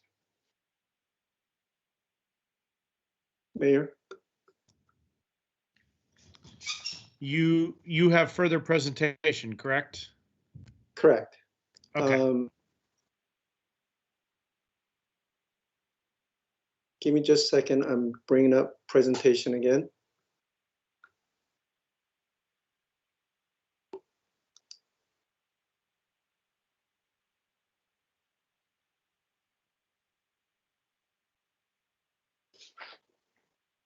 I'll just go with the verbal presentation at the point.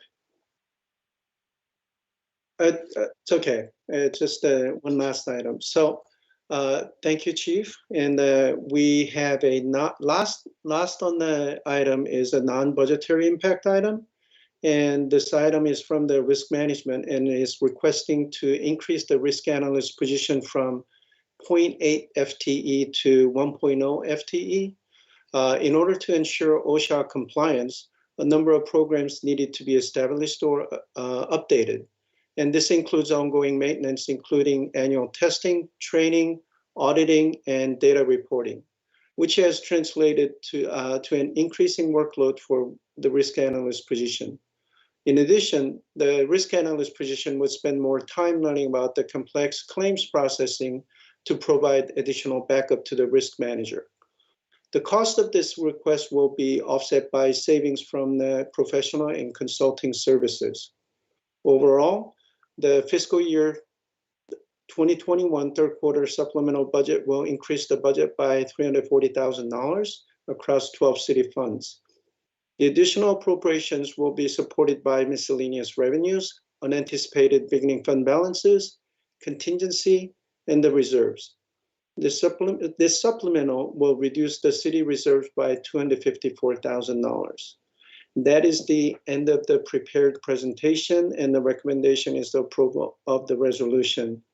And with that, we'll hand it over to you and we'll answer any questions. Thank you. I do have one question going back to the police presentation. Chief McAlpine and or Sergeant Erickson, can you comment on how the remote triggers work? I guess I understood the taser part, but there's nothing electronic about a handgun and a holster. So how does the body-worn camera remote trigger work on a handgun and a holster? Certainly, Chief, or Mr. Mayor, there is a addition to the holster that we are purchasing. It's an attachment that goes on the inside of the holster. I'm not sure if it works through a magnetic field or light occlusion or something like that, but as the firearm is drawn from the holster, it trips that sensor and then it triggers the body-worn camera to be turned on. Okay, thank you. All right, did other council members have questions on the budget presentation overall? Council President Lube. Thank you. To follow up on your question, I have one, follow-up question for the police request and then another general one. So my follow-up question for the police request, and I will just state that a lot of my questions and the conversations that happened with the Public Safety Advisory Board were very thorough, and so a lot of that was addressed there. And I would encourage anyone who wants to, you know, hear more about that to certainly take a look at it. You can find it on the city's YouTube channel, or the city's website will take you there. But my question is also regarding, you know, triggering those cameras.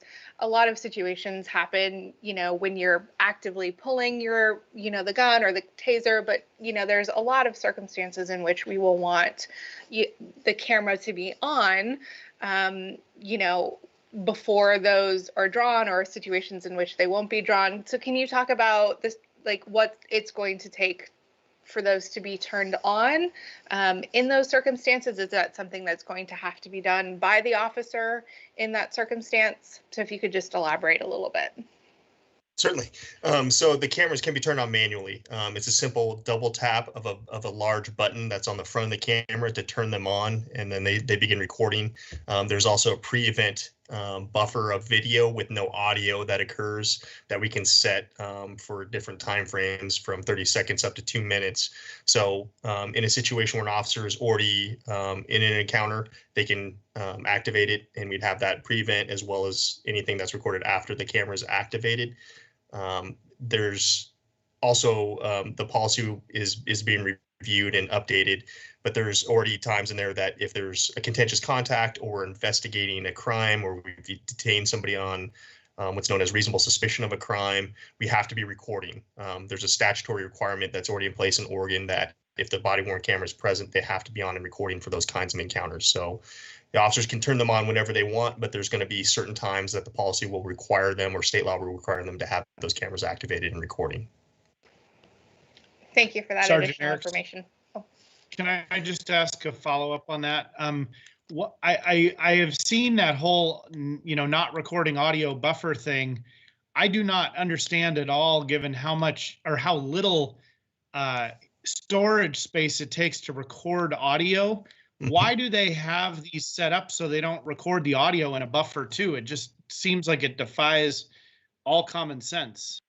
Certainly. So there's a law in Oregon that requires us to notify folks if we are recording them surreptitiously. So if there's no obvious indicator on our uniform or on the camera that we're recording, we have to tell somebody that we're recording. That's specific to intercepting communication. So as it relates to oral communication, we have to tell somebody that we're recording before we begin recording, or at the time that we initiate recording.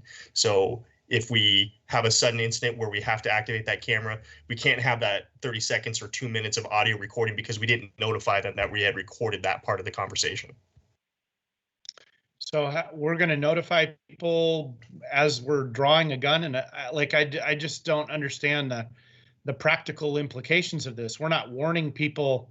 We're not saying, hey, we're going to record you. By the way, put your hand. I mean, like, that's not what's going to happen, right? I just don't understand how the video is, the buffer is different. I understand what you just said. I just don't know how that really applies to the real life situations. Sure, and I'd have to go back and look at the statute more specifically. There may be an exception in there for emergency situations, like where if we have to draw our handgun and point it, you know, that there may be exceptions for that kind of interception of personal communications. I don't know. I just know that as it relates to voluntarily recording somebody, we have to notify them that we're recording the conversation. Okay. Well, it seems like that'll be an issue either way, so I'll be curious to just hear about that. That's not going to change my decision tonight, but okay. Councilor Newton, I think you were next. Oh, sorry, Council President Lube, did you have more? Sorry about that. Yeah, I actually had a question for Mr. Kang. So, you know, some of the funding is going through contingency and some of it is coming out of reserves. And I'm wondering, after given this request, what the balance situation is for the remainder of the year on contingency, and, you know, what is going to have the impact on the reserves. And then what was behind the decision or the decision making between which was pulled from which funding source? So can you repeat the first question on the contingency? Sorry about that. Yeah, so my question is just regarding the contingency and the reserve for future expenditures. So it's twofold. What is, the impact on those balances for the remainder of this fiscal year?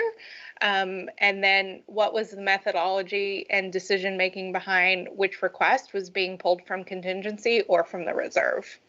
If there was just like a general idea of which one was pulled from which. Thank you. Yes. So there are funds that have contingency, and if we have operating budget, we have contingencies built into the fund. And if we do have the contingency, we use contingency amounts.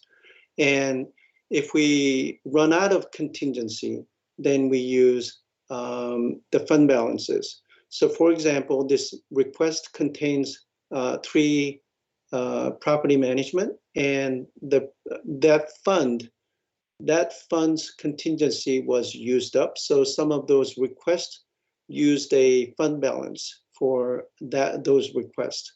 Also, non-operating funds, we have to use a fund balance because we don't have contingency built into those funds. But overall, we still have 2.2 million citywide contingency in our budget. And how is that impacting our reserves? Were we anticipating pulling money from reserves? Because I know, just looking out in the future, eventually, these are dwindling. And so I'm just wondering what the impact on the reserves is. So we use roughly $254,000 from the reserves. Of that,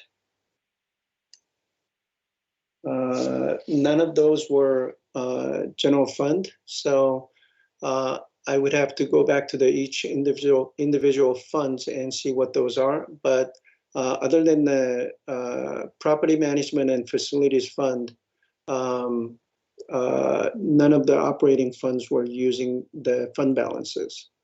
So those were all non-operating funds. Okay, thank you.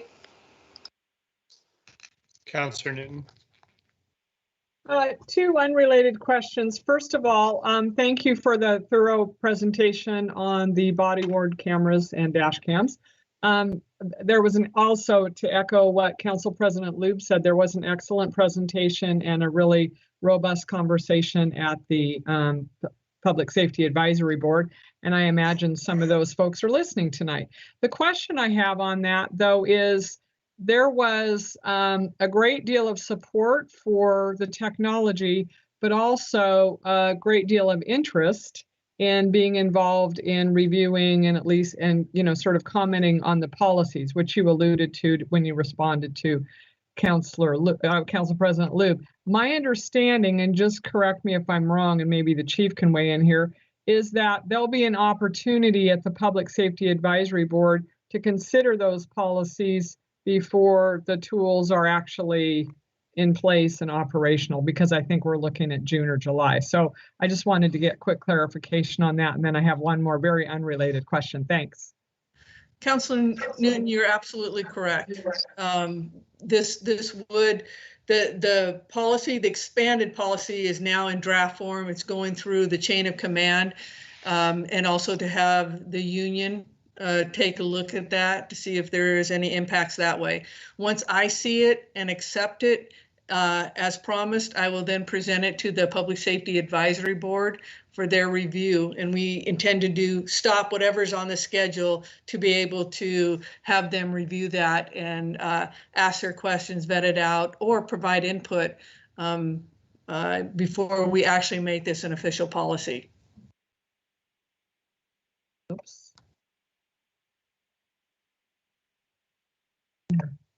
Thank you. I know they'll appreciate that very much. The second question I have, it's not a large dollar amount, but it relates to the Public Works request for PTO buyout due to additional staff work due to the COVID-19. And my question is, are we going to have this, again, it's not a large dollar amount, but are we going to have this in other departments, or is it just Public Works that's been hit with this? I just was wondering. And I'm hoping we're managing that better as we move forward. I know COVID-19 was a unique situation, but I know we tried to avoid challenges with that. We've tried to avoid challenges with that in the past. So I'm just curious about that. That's all. Thanks. So far, the request for PTO buyouts, additional requests were only Public Works. Public Works Administration Division has 2 positions that are heavily involved in the COVID-19 response. So other than that, we do not anticipate requesting additional PTO buyout for the supplemental budget. Thanks. All right, Councilor Goodhouse. Yes, I have a few questions. Council President Lube kind of addressed my first one. I was just wondering, looking at the reserves and contingency and the extra 254,000, just how that plays into the overall budget. If we're looking at a time frame, go cliff of having a short time frame until we start having to cut services, if this is going to cut services or if it's already in there, and by taking from the reserve, is that just the reserve amounts we have, or that's not tapping into the emergency reserve, is it?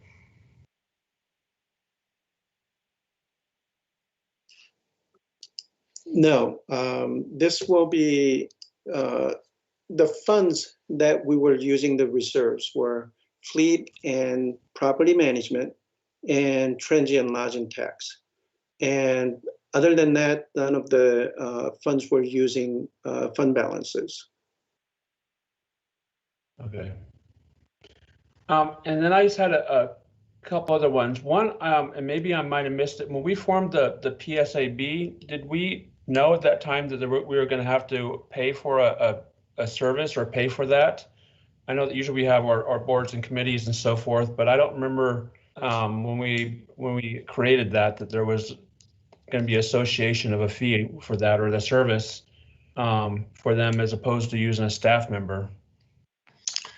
I can start with that. I know I'm not the staff person to respond to it, but I know that the city manager at the time and assistant city manager and the staff involved in sort of planning that did warn us that there were going to be, needs, including an additional management analyst, I think, position, or that was part of the rationale for the additional management analyst. So I don't know that there was it's going to cost us this exact thousands of dollars, but there was a recognition that it was not going to be free. I don't know if staff want to provide more of a response, but that would be the beginning of my response to that. Any representatives from city management? Can't hear you. Oh, could the... Yep. There you go. This is Assistant City Manager Kathy Nyland. I can respond to that. Because of how the Public Safety Advisory Board evolved, we knew from the onset that it was going to be really unique and different than other boards and commissions. So internal capacity was an issue, which is why we did ask for a management analyst position to staff it along with other initiatives. And we also knew that facilitation was going to be needed because of the topic at hand being really sensitive with the environment and the topics that were up for discussion. So having that outside facilitator was an added component. We didn't know cost at the time, but we knew there was a need. Okay. And then another question on the DLR extension, was that just with the scope of that work, was that extra work compared to what we approved back in February, or what was the cause for the additional cost compared to back in February when we approved it? Yeah, so when you approved it, it did not actually set aside appropriations, and this is the process to go through set aside appropriations for that contract extension. Okay. That's it for right now. Councilor Shaw. Thank you, Mayor. Just to follow up on a few questions, and quite a few were already answered that I had. The management analyst position, was that did that end up getting funded for PSAB? I know there is the 60,000 for the facilitation service, but just wondering if the management analyst position. Thank you, Kathy. I thought I might see you. It's me again. So we did indeed, that was budgeted, the management analyst, and it's Eduardo Ramos who is staffing it and part of the team and is working on other initiatives as well. So we are very thankful, and he's been a great addition and provides a lot of capacity and knowledge for, I'm going to do this for Chief, for the PSAB. And that was Assistant City Manager Nyland, that was done, but I mean, Councilor Shaw may have not been, I don't think she was on the council when that was approved, right? That was done in the fall, if I'm remembering. Yeah, correct. That was, yeah, I just that didn't was realize correct. he was a management analyst. So it was before my time, but I just didn't realize he was the management analyst. So he's been doing a fantastic job on PSAB. And also just want to thank the chief for all the work that she and her staff have done with regards to the body cams, the research, and to look forward to that going back to the PSAB. But fantastic work. I think it's going to be vital given the situation that's happening across the United States that unfortunately we've seen the last couple of weeks. So thank you.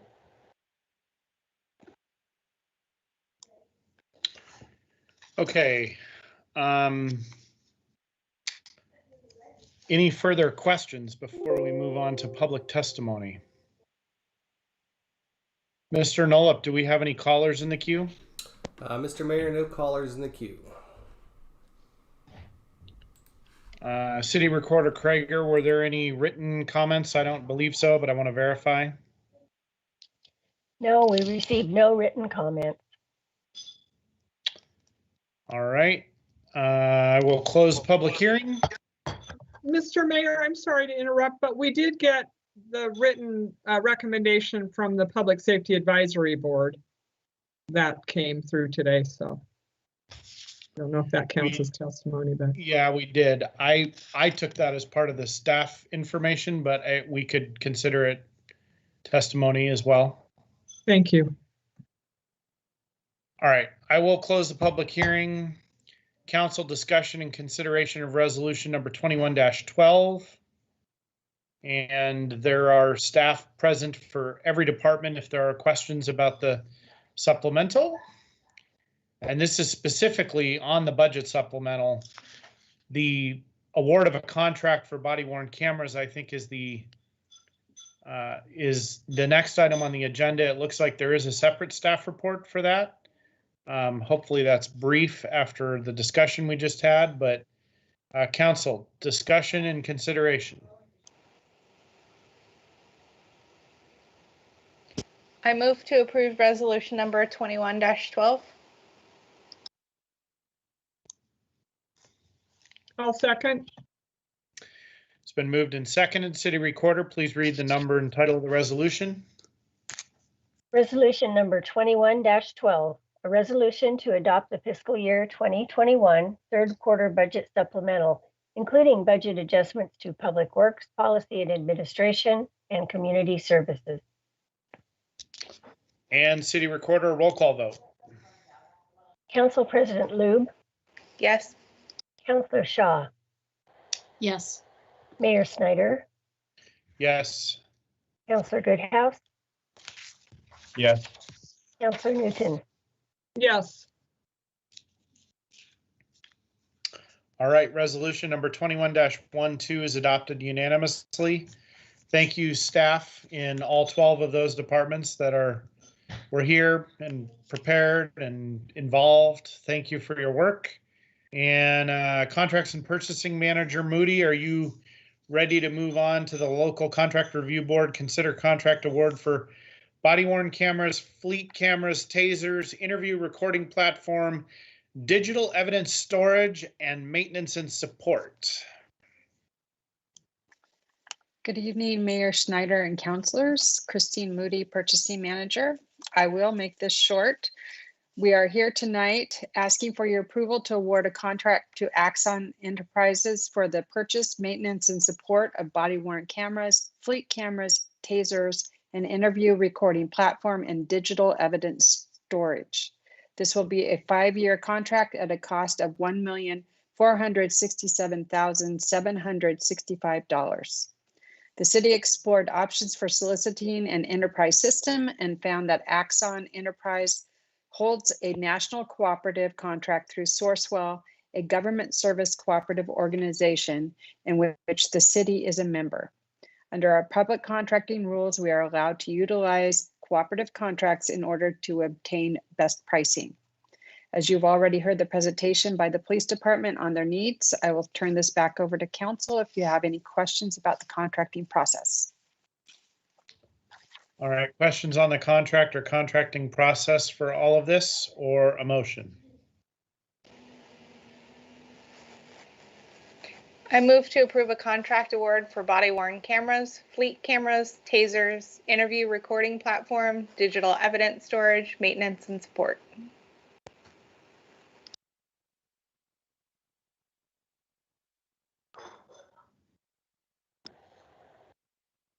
I'll second. I second that. All right, it's been moved and seconded. City Recorder, please conduct a roll call vote. Council President Lube, Yes. Councilor Shaw, Yes. Mayor Snyder, Yes. Councilor Goodhouse, Yes. Councilor Newton. Yes. All right, the motion's adopted unanimously. Thank you very much. And we had no non-agenda items. City Manager Reimer, administrative report. Well, thank you, Mayor. Good evening again, Mayor and councilors and my teammates that are on the call, as well as any community members. Just first, thanks to everyone that's been involved in tonight's meeting. I think it was a very successful meeting, hearing from our community partners, as well as the items that were brought before you in the dialogue that the council had. So thanks to all of you, as well as our teammates that have supported this effort tonight. I also want to start by thanking a critical piece of our first responder team. It is National Public Safety Telecommunicators Week. And so, as you know, our services are provided regionally, and it's great to know that we have vital partners like that within the region that help serve Tigard, as well as all the surrounding agencies in our first responders response. And so the information that they provide our fire and police teammates is critical for all of them as they arrive on scenes. And so just thank you once again, and happy Public Safety Telecommunicators Week. That's a lot of words to say at one time, so I think I'm getting it right. But kudos to them. Also, a big kudos to all of you, our communications team and community members, Mayor, for your efforts in the State of the City last week. It was a great event, and we just want to share some stats as well as some feedback we received from the community.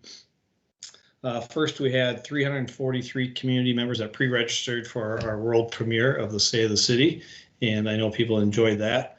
We've had around 1,000 views on YouTube and Facebook of the event, and so another great way of spreading the word.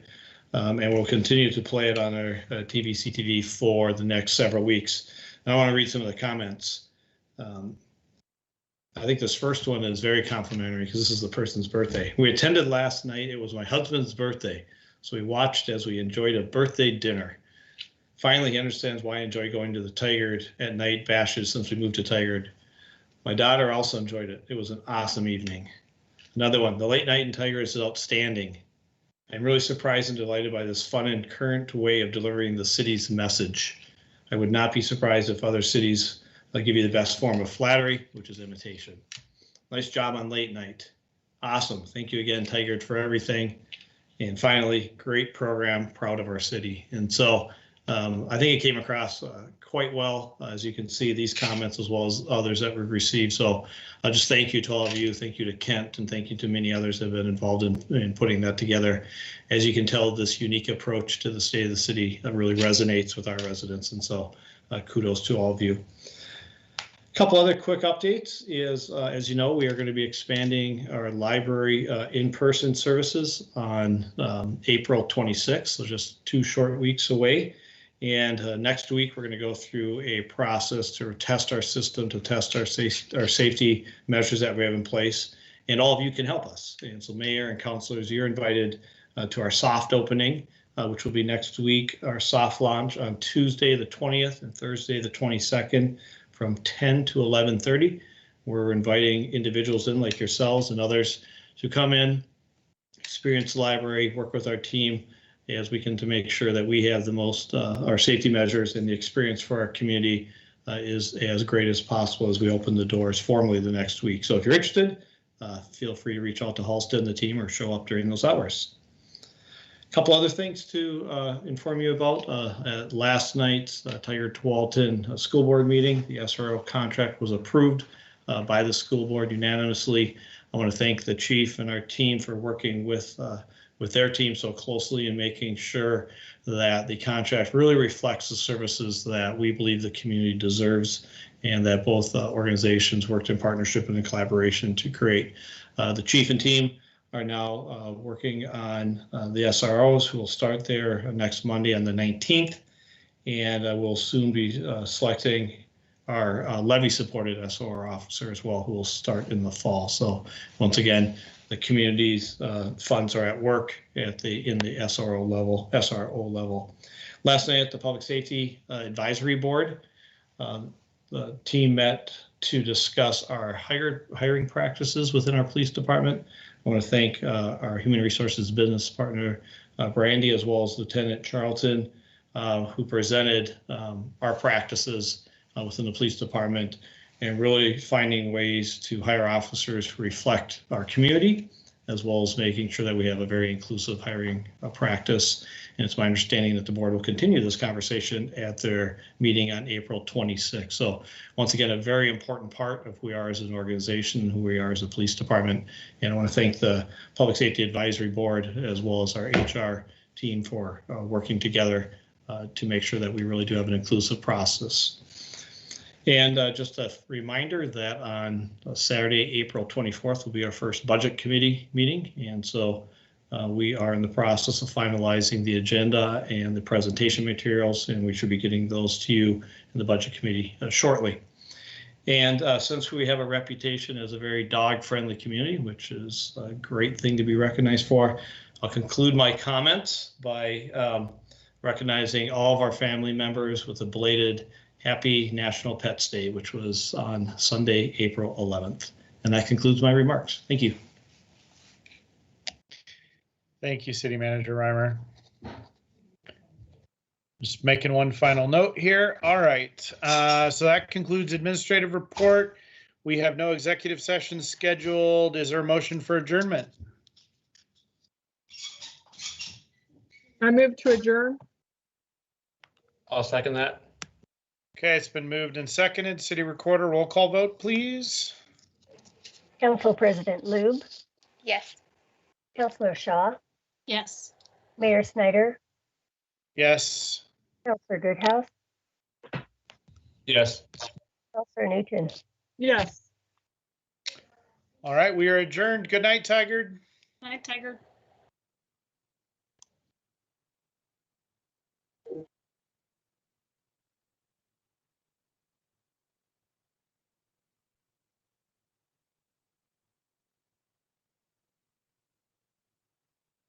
Mm-hmm.